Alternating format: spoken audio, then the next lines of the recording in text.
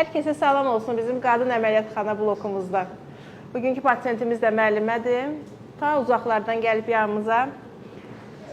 Şikayətləri əsasən əli ilə özünə kömək edərək böyük bayıra çıxmaqdır və çıxarkən ağrı, qanaxma, göynəmə şikayətləri və nazik lent şəkilli böyük bayıra çıxmaq.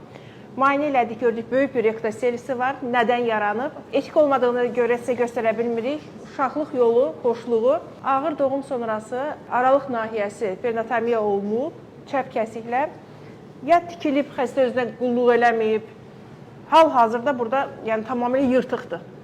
Uzun sözün qısası, belə deyək. Həmən yırtığa görə də düz bağırsaq uşaqlıq yolunun içərisində tamamilə sirayət eləyib şar şəklində. Həm arxa kalparafi eləyəcək, rektoselini ləğv eləyəcək, vaginal boşluğu qadın cinsiyyət orqanlarının, belə deyək də, gözəlləşmə əməliyyatında icra eləyəcəyik. Aralıq nahiyəsini tam bərpa eləyəcəyik və bağırsaqdakı problemləri götürəcəyik. Bununla da xəstəmiz rahat həyata qədəm qoyacaq.